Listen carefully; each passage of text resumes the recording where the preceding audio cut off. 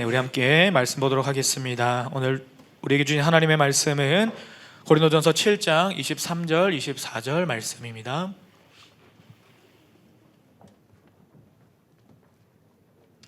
신약성경 고린도전서 7장 23절, 24절 두 절 말씀 우리 한 목소리로 합독하도록 하겠습니다. 시작.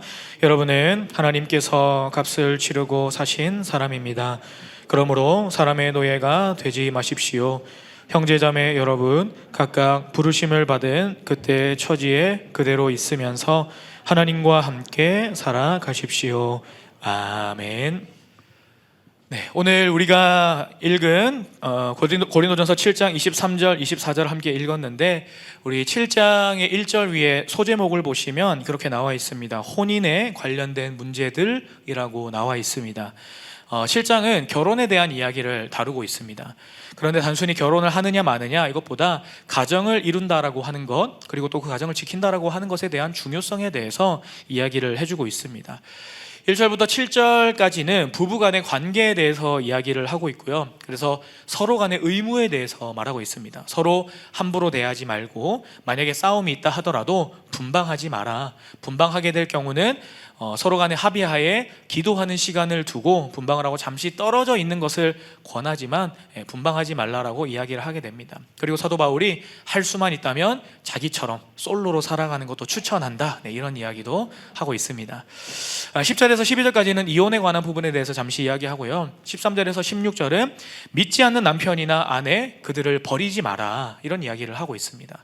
이런 이야기를 하고 있다는 이유는 고린도 교회 안에 이런 문제들이 있었다라는 이야기를 우리가 추측해 볼 수 있겠죠. 사실 7장에서 이런 결혼에 대한 이야기들을 하고 있는데 사실 우리가 더 포인트 있게 봐야 될 것은 잘못된 결혼관에 대해서 우리가 볼 것이 아니라 그들이 잘못 가지고 있었던 종말론적인 관점에 대해서 우리가 봐야 됩니다. 이 고린도 교회 성도들이 그 당시 가지고 있었던 종말론은요, 당장 오실, 지금 오실 주님이었어요. 근데 사실 이건 맞는 말이잖아요, 그렇죠? 내일이라도 당장 오실 주님은 맞습니다.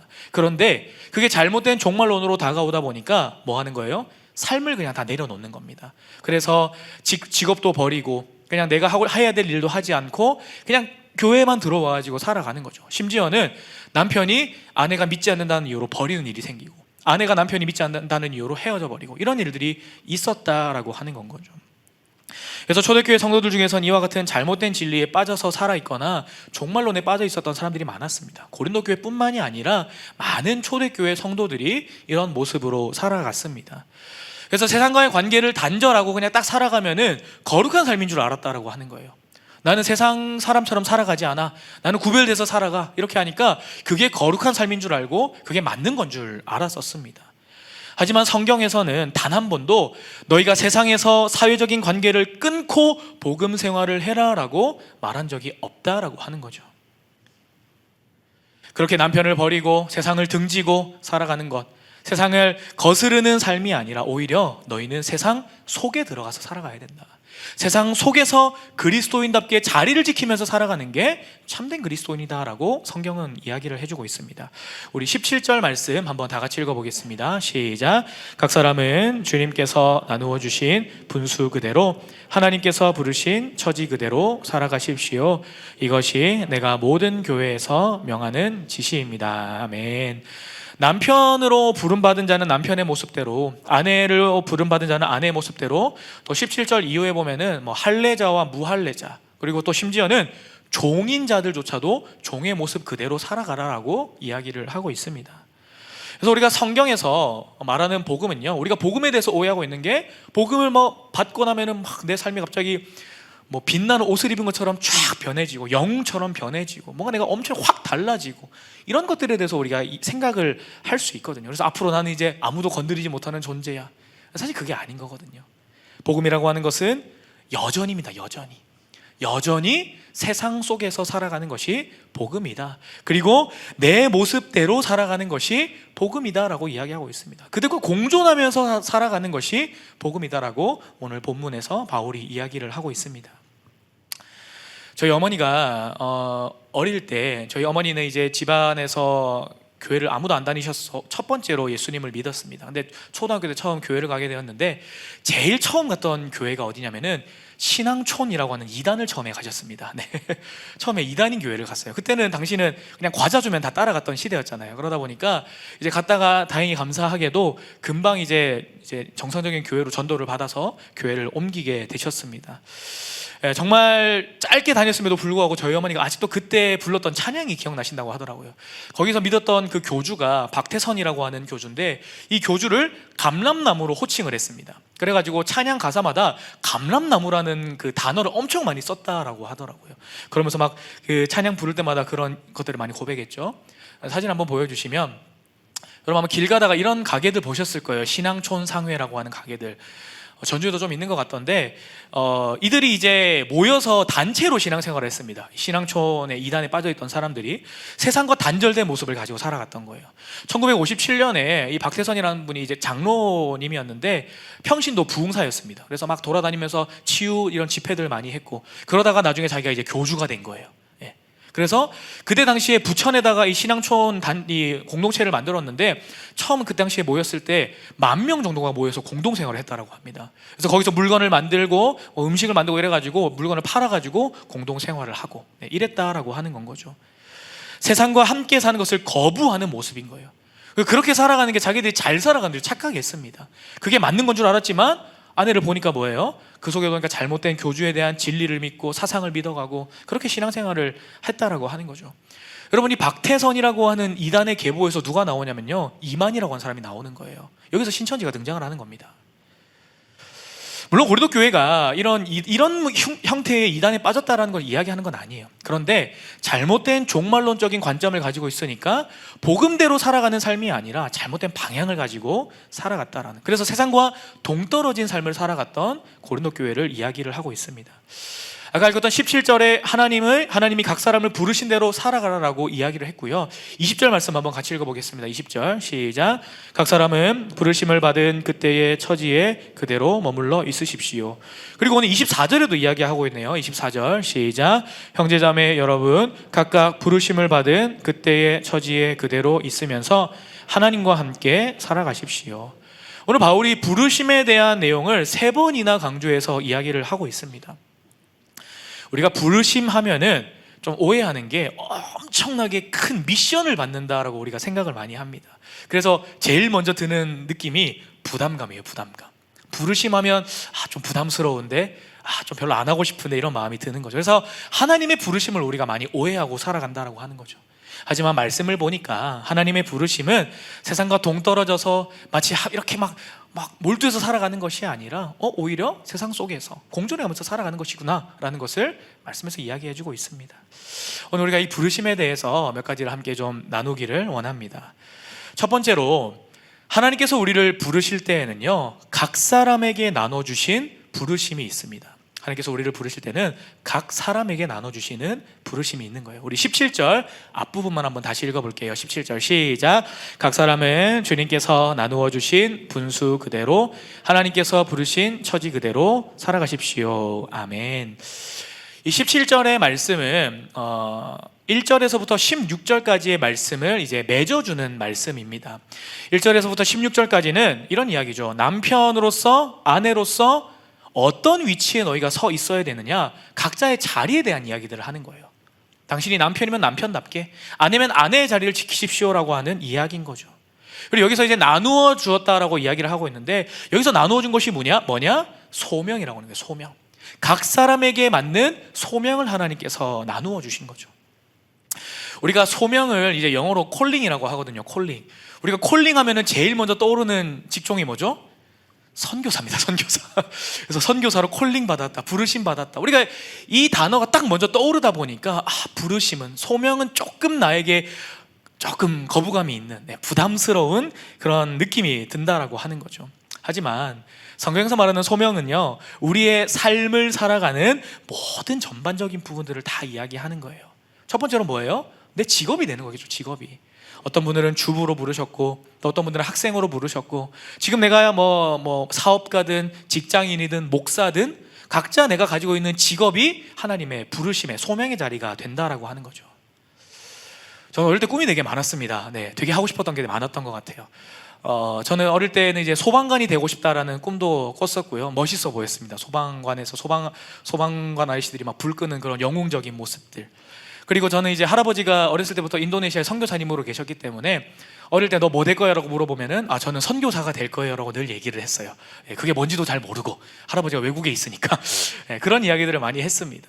그러다가 중고등학교쯤 들어가서는 가수가 되고 싶었어요. 저는 제가 노래를 잘하는 줄 알았습니다. 저는 뭐 동네에서 이제 노래 부르다 상을 탄 적도 있고 그러다 보니까 제가 노래를 좀 하는 줄 알았는데 좀 시간이 지나 보니까 저는 그냥 저기 마산 촌구석에서 노래방에서 조금 노래 부르던 그 정도였더라고요. 그래서 과감하게 이제 가수의 꿈을 접고 지금 하나님께서 저를 목회자의 길로, 목사의 길로 걷게 하신다라고 하는 거죠. 그런데 제가 일반 직장을 다니던 소방관이 되었던 목사가 되었던 그거는 사실 중요하지 않다라고 하는 거예요. 하나님께서 부르신 그 자리가 내 소명의 자리가 된다라고 하는 거죠. 그래서 지금 내가 어느 직장에 있든지 그곳이 부르심의 자리라고 하는 것을 우리가 꼭 기억하셨으면 좋겠습니다. 그리고 소명이라고 하는 것은요, 직업에만 있는 것이 아니다라고 하는 거죠. 지금 있는 그 자리, 지금 내가 처한 상황조차도 부르심의 자리가 되는 겁니다. 어떤 분들은 누군가 지금 막 다투고 있는 그 상황 속에서 중재자가 되어서 그 관계 속에서 지금 치열하게 살아가고 있는 그런 부르심의 삶을 살아가는 분들도 계실 거고, 또 잘 안 되어가고 있는 목장 속에서 내가 치열하게 목자 목녀로서 부목자로 살아가면서 헌신하고 있는 그런 부르심의 자리가 있을 수도 있을 거고, 여러 가지 상황 속에 두게 하신 이유는 하나님께서 우리를 부르셨다라고 하는 겁니다. 그 자리에 하나님께서 나를 부르셨다라고 하는 거죠. 그래서 어떤 분들은 내 소명 찾겠다고 막 직장을 막 많이 바꾸시는 분들이 있어요. 하나님, 여기는 내 직장이 아닌 것 같사오니 여기를 가보겠습니다. 저기 가보겠습니다. 그러다 보니까 그냥 직장에서 삶의 자리에서 내 선한 영향력조차 끼치지 못하고 하나님 여기 아닌 것 같은데요. 조금 힘들면 도망가고, 조금 아닌 것 같으면 딴 데로 가고, 이런 모습들이 있다라고 하는 거죠. 여러분, 우리에게 소명을 주시는 주체가 누구시죠? 우리에게 소명을 주는 주체가 누구시죠? 하나님이 되신다라고 하는 거예요. 하나님께서 우리에게 소명을 주셨다라고 하는요, 그것은 장소니 직업이니 중요하지 않다라고 하는 겁니다. 그것이 지금 내가 있고 말고의 자리가 아니라 하나님께서 있게 하셨으니까 우리는 있으면 된다라고 하는 거죠. 어떨 때는 그 자리가 이해되지 않겠죠. 눈물 날 일도 있을 거고, 화가 나는 일도 있을 거고, 이해하기 어려운 상황에 놓여져 있을 때도 있을 것 같습니다. 저는 일반 직장 생활을 해보지 않은 사람이기 때문에 여러분들의 삶을 100% 이해하지는 못합니다. 하지만 제가 신방을 하거나 아니면 이제 이야기를 듣다 보면 그런 생각을 참 많이 하거든요. 진짜 우리 성도님들이 과연 그 속에 어떠한 믿음이 있으셔서 이러한 어려운 상황 가운데서도 어떻게든 하나님 앞에 나오려고 하시는 걸까? 이렇게 힘든 일이 있음에도 불구하고 세상에 나아가지 않고 어떻게든 지금 이 자리를 지키겠다라고 하는 저 믿음은 도대체 어디서부터 오는 걸까? 사실 그런 생각 정말 많이 합니다. 제가 그런 마음이 들 때마다 정말 제가 진심으로 여러분들을 축복하거든요. 여러분들, 하나님께서 그런 어려운 상황이든 힘든 상황이 있다 하더라도 그 자리에 있게 하시는 것은 하나님의 부르심인 줄 믿으시기 바랍니다. 할렐루야. 하나님께서 여러분들이 그 자리에 필요하셨기 때문에 보내셨다라고 하는 거예요. 그래서 저는 제 아내와 늘 농담 반 진담 반으로 그런 이야기를 많이 합니다. 여보, 우리는 하나님의 축복의 통로의 삶을 살아갈 거야. 아니, 하나님께서 우리를 축복의 통로로 쓰실 거야. 이런 이야기들을 굉장히 자주 합니다. 여러분들이 어떻게 생각하고 말고는 중요하지 않아요. 네, 내가 그렇게 생각하고 있는 거예요. 하나님은 나를 축복의 통로로 쓰실 거야. 나를 통해서 사람들이 회복되어지고 나를 통해서 주께로 돌아오는 그런 일들을 반드시 하나님께서 우리를 통해서 하실 거야라는 이야기들을 정말 우리가 많이 합니다. 여러분들이 믿든 말든 상관없습니다. 하나님과 제가 합의한 부분이기 때문에 그거는 관계가 없어요. 근데 그게 무슨 말이에요? 여러분들도 동일하다는 이야기인 겁니다. 우리도 축복의 통로로 살아갈 수 있다라고 하는 건 거죠. 제가 가진 게 뭐가 있고 자랑할 게 뭐가 있어서 내가 축복의 통로입니다라고 얘기하겠습니까? 하지만 하나님께서 우리를 부르셨다라고 하는 그 믿음이 우리 가운데 있기 때문에, 그러면 우리는 그 자리에서 아멘, 주님, 내가 이 자리가 주님 부르신 자리임을 믿겠습니다라고 믿음으로 나아가면 된다라고 하는 거죠. 두 번째로는 하나님께서 부르시는데 말씀 안에 거하게 하는 부르심이 있습니다. 말씀 안에 거하게 하는 부르심. 18절과 19절의 말씀은 할례자와 무할례자, 할례를 받지 않은 사람들에 대한 이야기를 하고 있습니다.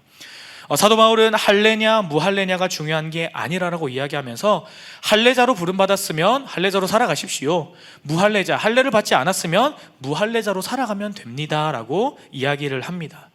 이 초대교회의 가장 큰 문제가 뭐냐면 율법에 얽매여서 살아갔던 사람들이 참 많이 있었어요. 그러다 보니까 율법을 교회 안에 계속 투영시키려고 했던 문제가 있었죠. 그리고 그 중에서 가장 큰 비중을 차지했던 게 할례의 문제였습니다.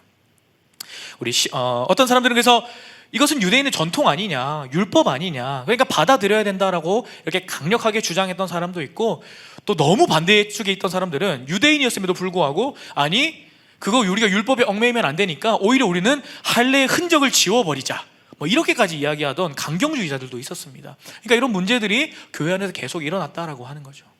근데 19절에 사도 바울이 이렇게 이야기하거든요. 한번 같이 읽어볼까요? 시작. 할례를 받은 것이나 안 받은 것이나. 아멘. 너무 중요한 말씀이 나오죠. 하나님의 계명을 지키는 것이 더 중요하다라고 이야기를 하고 있습니다. 하나님을 믿는 백성이 가장 중요하게 여겨야 할 부분이 바로 이 내용인 거예요. 그런데 율법에 얽매여 있는 겁니다. 행위에 얽매여 있는 겁니다. 전통에 얽매여 있는 겁니다. 사실 율법이라고 하는 좋은 명목을 그냥 앞세우는 거예요. 아니면은 그냥 전통이라고 하는 좋은 이름을 그냥 걸어두는 것뿐인 겁니다. 그래서 이게 전통이야, 이게 율법이야라고 이야기하면서 뭐 하는 거예요? 자기 신념을 나타내는 거죠. 내 생각과 내 경험을 교회 안에다가 투영시키는 겁니다. 우리가 생각을 해보면 할례를 받지 않은 사람들은 대부분 다 이방인이었겠죠, 그렇죠? 이방인들이 할례를 안 받았을 겁니다. 그러다 보니까 눈에 가시인 거예요. 저 할례 받지 않은 이방인들, 하나님께 구원받지 못한 백성들, 아마 진짜로 그런 모습이 안 입고 와서 아니요 할례 받아야 됩니다라고 외쳤던 사람도 분명히 있었을 겁니다. 내 고집과 아집을 앞세워서 내 기준대로 교회를 세워가려고 했던 거죠. 여러분, 교회라고 하는 것이 내 신념을 자랑하는 곳, 내 아집을 자랑하는 곳, 내 고집을 앞세우는 곳은 절대로 아니다라고 하는 거죠. 말씀이 나타나야 되는 곳입니다. 여러분, 이 시대의 교회도 마찬가지거든요. 고린도 교회보다 더하면 더했지 덜하다고 생각하지 않습니다. 제가 이런 이야기를 할 때마다 너무 교회에 대한 회의적인 이야기만 하는 것 같아서 좀 마음이 아프지만 현실이거든요.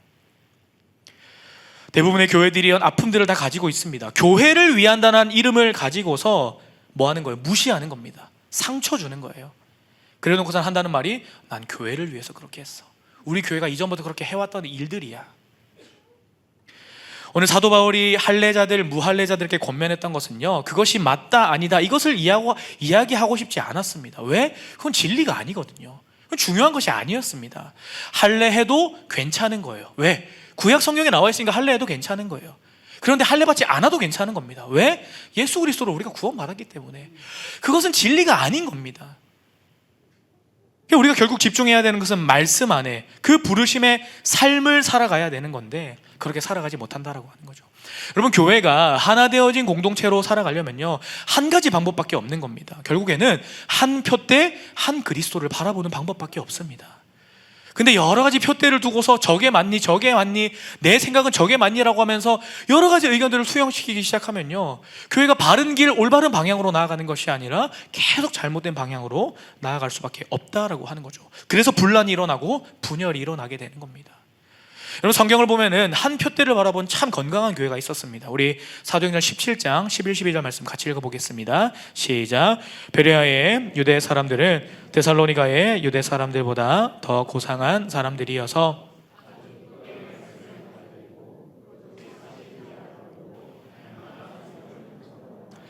따라서 그들 가운데서 믿게 된 사람이 많이 생겼다. 또 지체가 높은 그리스 여자들과 남자들 가운데서도 믿게 된 사람이 적지 않았다. 아멘.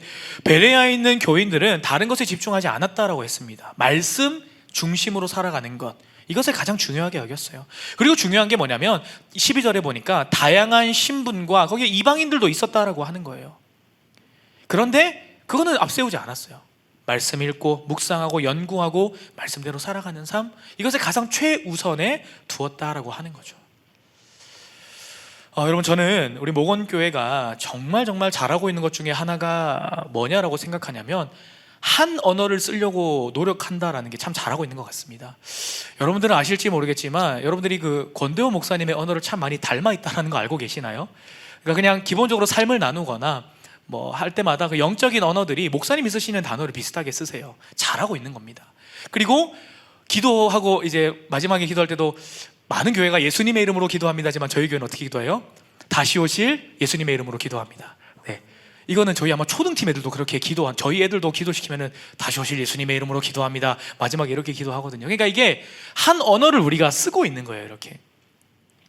그러다 보니까 교회가 한 언어를 쓰기 시작하니까 그 언어 안에서 말씀의 방향으로 나아가려고 우리가 노력하게 된다라고 하는 거죠. 물론 이게 뭐 한 언어를 써서 진리가 된다 이것은 아니에요. 하지만 건강한 방법이다라고 하는 거죠. 그래서 우리는 계속해서 말씀의 이야기, 한마디의 이야기를 하더라도 영적인 언어를 쓰고 이런 것들을 통해서 우리가 하나 되어진 부르심으로 나아가는 것이 중요하다라고 하는 거죠. 그래서 우리 목원교회가 하나님 말씀 안에서 하나 되는 부르심으로 살아가는 교회가 되기를 축복합니다. 우리 마지막으로 한 가지만 더 보겠습니다. 마지막 세 번째 부르심이 있는데 그게 뭐냐면 이해되지 않는 부르심이 있다라고 하는 거예요. 이해되지 않는 부르심. 21절에서 23절까지 종에 대한 내용을 이야기하고 있습니다. 종에 대한 이야기. 역사에 따르면은 고린도 지역의 3분의 1 이상이 노예였다라고 하는 역사적인 기록이 있습니다. 굉장히 많은 노예들이 있었죠. 그러면 당연히 노예들도 복음을 들었을 가능성이 굉장히 많고 교회 안에 노예들이 많이 있었을 겁니다. 지금은 우리가 노예를 보기 힘들죠, 그렇죠? 지금은 노예를 보기 힘들지만 제가 몇 년 전에 필리핀에 갔을 때 필리핀에 가면은 직업 중에 하나가 아야라고 하는 직업이 있습니다. 그게 뭐냐면 베이비시터예요. 베이비시터. 그래서 아이들을 봐주는 젊은 여자들이 많이 보는데 이제 식당을 갔는데 엄청 대가족이 식사를 하고 있더라고요. 저희 옆 테이블에서 식사를 하고 있는데 그 아야가 이제 베이비시터가 아기를 보고 있는 겁니다. 여러분 필리핀의 아야의 특징이 뭔지 아세요? 절대로 한 식탁에 앉을 수가 없습니다. 따로 앉아야 돼요. 그래서 만약에 아기가 울면은 분유 먹이기 위해서 밖에 이제 분유 먹이고 아니면 아기가 너무 울면은 밖에 나가서 달래주고 오고 한 식탁에 앉지 못하고 식당에 왔잖아요. 그 베이비시터에게는 그 식당의 음식은 절대로 주지 않습니다. 왜? 그들 입장에서는 그건 비싼 음식이거든요. 그래서 주지 않습니다. 따로 먹어야 됩니다. 마음이 아프더라고요. 제가 봤을 때 20살도 안 돼 보이는 너무 어린 애 같은데 그런 아이들이 돈을 벌기 위해서 그 일을 하고 있는 거죠. 그러니까 보이지 않는 계급이 그 속에 있다라고 하는 겁니다.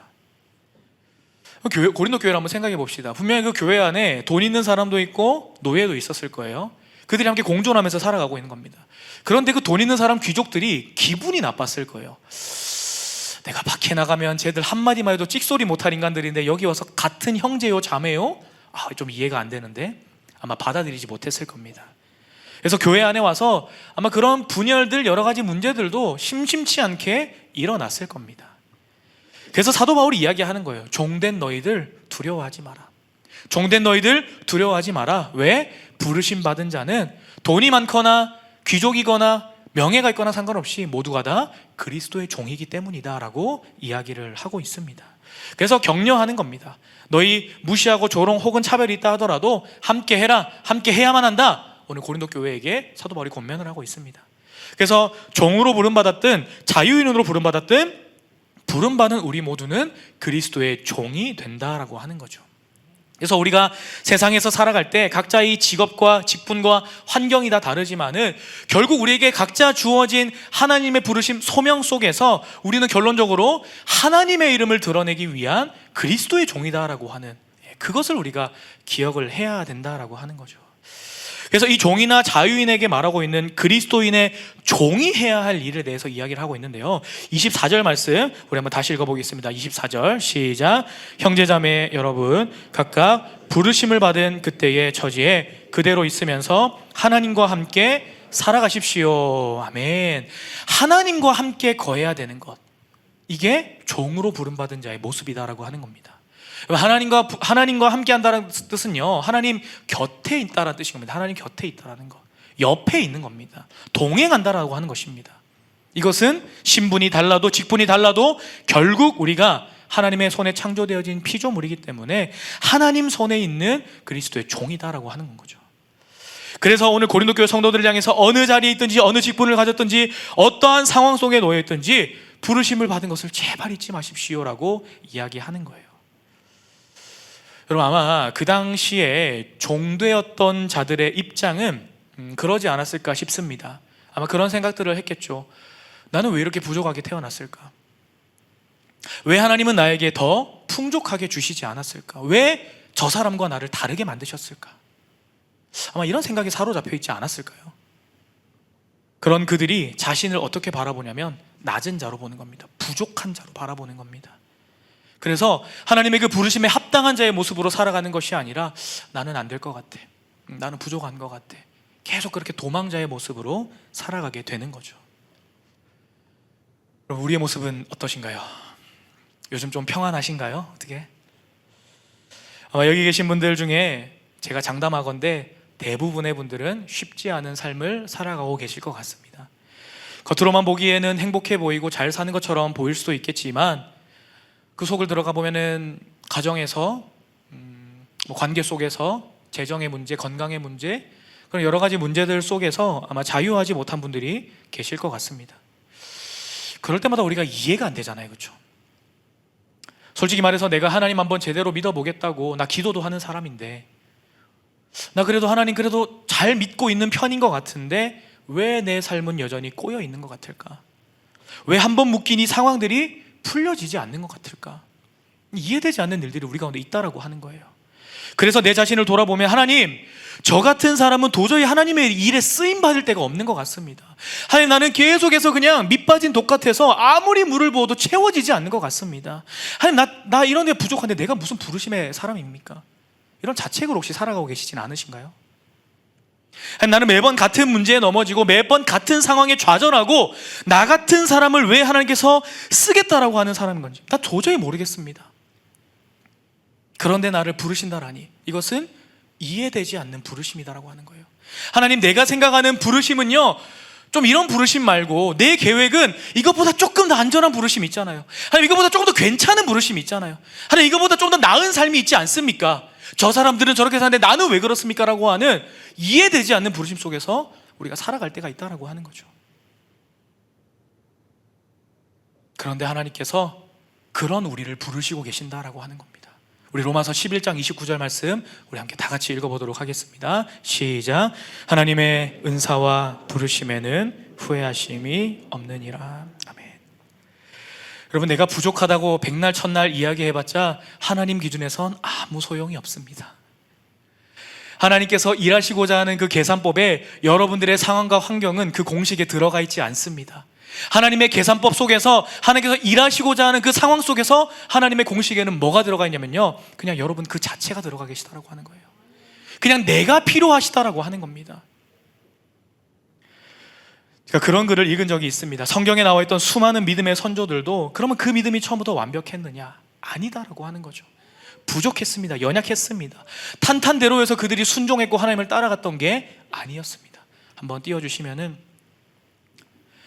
아브라함은 노인이었고 야곱은 불안한 상황에 있었으며 레아는 예쁘지 않았고 요셉은 매도되었으며 모세는 말더듬이었고 룻은 과부였고 기드온은 가난하였으며 삼손은 의존적이었고 라합은 부도덕했으며 다윗은 간음했을 뿐 아니라 온갖 가정 문제를 갖고 있었고 엘리야는 자살을 생각했고 요나는 마지못해 하는 사람이었고 베드로는 즉흥적이었고 성격이 불같았으며 마르다는 늘 걱정이 많았고 디모데는 마음이 연약했다.